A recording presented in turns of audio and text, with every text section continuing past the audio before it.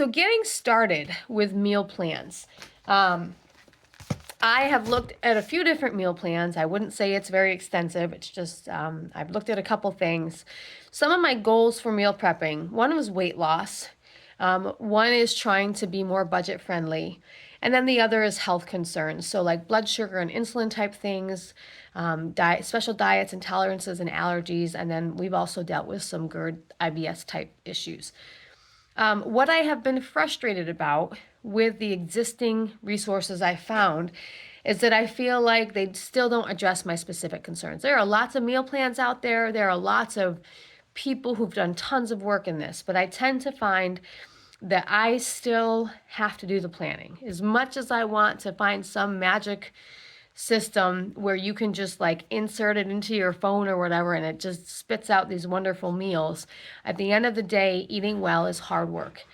And cooking for you and your family is hard work. So it just is. So I want someone to do the planning work for me. I have found a lot of these meal plans are still not specific to our dietary needs, and that's going to come down to like taste and flavor preferences. When we were on a low FODMAP diet, that was crazy, and there are different versions of low FODMAP. So even though something would say it was low FODMAP, you still had to modify it because they still use things that maybe you didn't. I've also been frustrated because a lot of meal plans lack nutritional information or calorie counts. And then I'll look at the recipe and it doesn't feel like it's actually healthy. Like they're like, oh, this is healthy. But then you look at it and you're like, they're using ingredients that I don't think are actually healthy, or it just still doesn't feel healthy. And then another big thing that I found just isn't working for me is that they don't incorporate kids. Like we did one meal plan, which actually is a decent meal plan, but the flavor profile was completely off base for my kids. So my husband and I were like, yeah, we could do this, but the kids wouldn't touch any of it all week long. So if I was going to do that meal plan, I would have to basically do two concurrent meal plans, one for us and one for them. I still am struggling on the freezer and fridge plans. I still am struggling to find meal plans that are really truly helping the leftovers to flow well. So for example, the one that I'm working on this week, the first dinner of the week calls for 4 cups of red cabbage. So I was like, okay, so I got a cabbage and I cut 4 cups of red cabbage, and it was like not even a third of the cabbage used. And then there is no other recipe this week in that meal plan that calls for any cabbage. So I'm like, okay, so now here I am with almost a full head of cabbage and nothing to do with it. So there's that. And then that same dish, it was serving size for 4 people, 4 adults. And I'm like, okay, well, the kids sure don't like this, and we kind of like it. But it was only slated for dinner. So, I had twice as much as we needed for dinner. And so for today's lunch, I just skipped the lunch in the meal plan and had that for lunch. And I'll probably do that tomorrow because there's just still so much food. So I have been frustrated at trying to have the meal plans flow well and have the ingredients flow well. And there's a lot of this that is very overwhelming and very exhausting, which again is why I'm hoping to inspire you to not give up. It's worth the effort, and I'm hoping to help you find some strategies that can work for you so that you can cook well and keep going even when you're feeling overwhelmed or exhausted. The other piece of it is on those days that you feel overwhelmed and exhausted, I'm hoping that you can have your freezer stocked with some yummy, great, easy food that you can be like, you know what? I'm not cooking today. You just stick something in the oven or in the microwave or even in the crock pot so that it's just a really quick and easy thing and you can move on with your life. All right, so organizing the plans and the recipes. I have come to use a binder. This is not a great binder because it's floppy, and so there are things I love about that. There are things I hate about that. You will have to figure out something that you like. But in this binder, I have 5 meal plans that I had to build my own tabs for because I used page protectors to put my recipes in, and that made it so that normal tabs don't work for me. So these are all silly little things that this gets into like the annoying, overwhelming planning bit. But here we are. So organizing the plans and recipes. I have a binder for each meal plan. I print out the meal plan itself from Eating Well, and then I print out each of the recipes that are referenced in that meal plan, and I actually put it in here. I use sheet protectors because it makes them more resistant to like getting stuff on them in the kitchen, and it also makes it easy for me to slide them in and out if I need to move them somewhere, and then to see that like one's missing. The other thing I have found that the binder is handy for is there are some recipes. For instance, there's a black bean soup recipe that one of the ingredients is pre-made black bean soup. And I'm like, well, I don't want to buy pre-made black bean soup. I want to make my own. So I also then tucked that extra recipe right in there. So I have the black bean soup recipe that I use with the meal plan recipe that is like a little bit extra added to that recipe, so that then I'm not trying to remember where's that recipe. I can't find the recipe. I can't make dinner because I can't find the stupid recipe. So that's how I've done it. I put everything in the binder. I've also, in this binder, I bought some stickers, just little colored dots. I keep those right here in the binder so that when I am packaging leftovers, I can very quickly and conveniently throw a label on them. Because otherwise you end up with all these random things in your freezer that you swear you're never going to forget what it is, and then 3 months later you're looking at it and you're like, what is this? All right, so that's how I've organized the plans and the recipes. Organizing your food. Your pantry, your fridge, and your freezer. Good luck. This is tough. I've tried to get to the point where I have one thing I'm using and I have one thing to replace it, and I know that when I open the new one, I order the next thing. That's one strategy I have. It doesn't always work. For the fridge and freezer, I've tried to have like an assigned space in there for each thing. So like I know that my milk goes on this shelf and this on this side on this shelf. I know that all my cheese is on this shelf. All my vegetables go in the drawer. I try to hold to that. It does not always work, particularly when, like the holidays or something. And in the freezer, I've done a similar thing where I've actually found some baskets. They're fabric baskets because plastic ones break. And so I have those baskets in there, and one of them is for vegetables, one of them is for smoothie ingredients, one is for baked goods, and one is for, I'm forgetting right now, my pre-cut vegetables. So it's only a partial solution, and you kind of always need, junk drawer is not the right way to say it, but you sort of do always need a little miscellaneous area because things will change a little bit depending on your meal plans.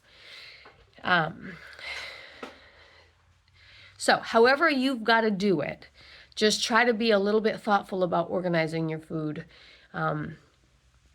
so that you can quickly and efficiently get what you want when you want it. Finding the time, or not so much, is kind of the same as me doing these videos. I would love to wait until things feel perfect and settled and I feel like I'm ready to do this. That time is probably never going to come. Or if it does come, it's going to be way too late past when people really could be using the information. So you sort of just have to jump in sometimes, which is annoying in its own way. But you'll flounder a couple times and then you'll start to kind of figure out how to keep going. So again, hopefully these videos can help you see me floundering so that you can then not have to flounder as much. I did also want to mention that quality of ingredients matters. And on this topic, I would just, one of the things that I think about is I could buy lots of cheap food or a little bit of really expensive food.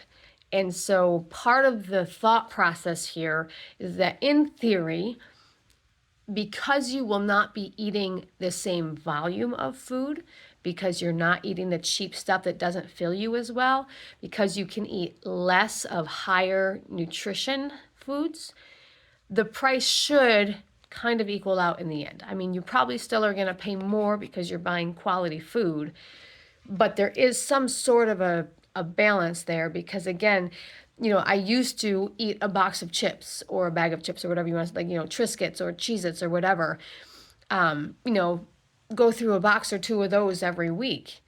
Whereas now, I don't even buy Cheez-Its unless it's for a party.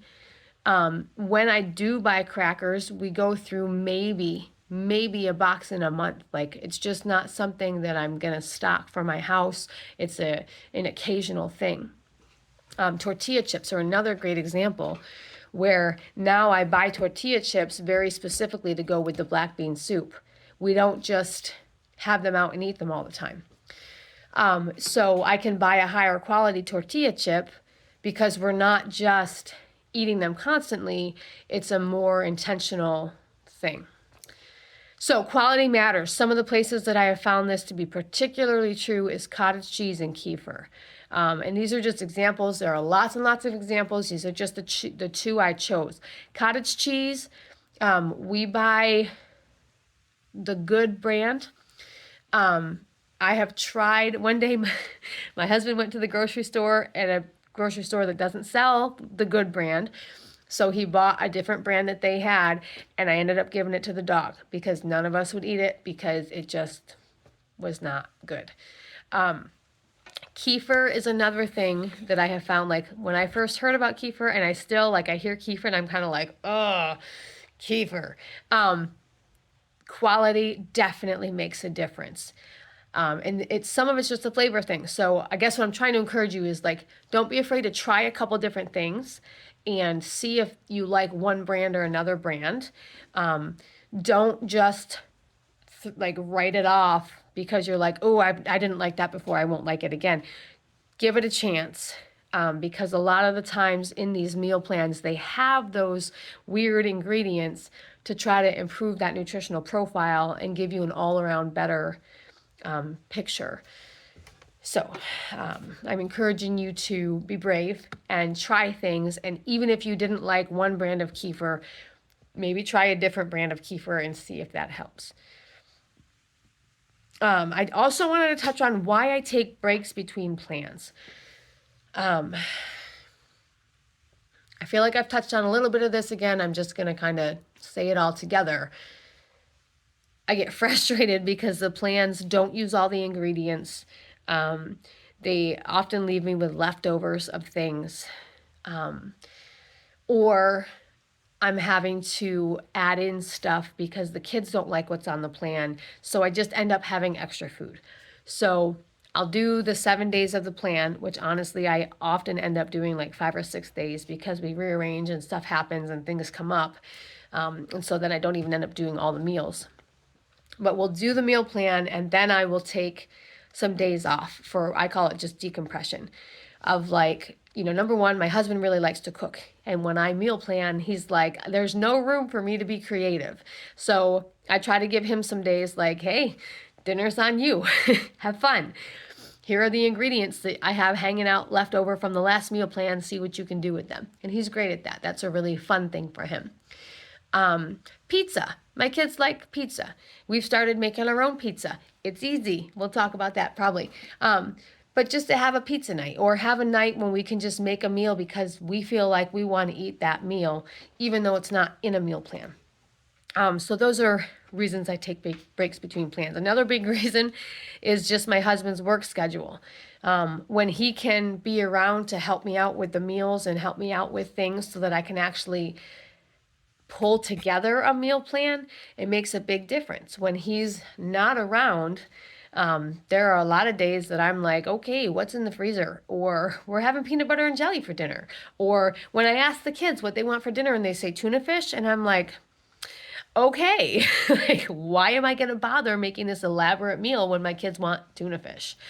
So those are some of the reasons that I take breaks between plans. Okay, so 5 meal plans. 1, 2, 3, 4, 5, and the way the meal plans are built is that they have a breakfast, a morning snack, a lunch, an afternoon snack, and a dinner. 2 of these plans actually have an evening snack, which I found very interesting. So then for each plan, my goal is to have a grocery list. And so you can see there's a grocery list with which plan it is. It's probably not logical for everybody, but I did my best to organize it in a way that makes sense. And then having a prep task list as well. And so I have found that as I'm going through these plans, if I did just the grocery list or just the prep task list, I was like, wait, I have all these tomatoes. What am I supposed to use these tomatoes for? And I forget. So I'm trying to have it so that when you forget, you can go back to your grocery list and you can say, okay, tomatoes, which are on the back page here, and see which meals they are. So you can see that I've tried to put in here with the ingredient of how it should be prepped, what meal it goes with, so that when you skip meals on the plan, it's easier to adjust.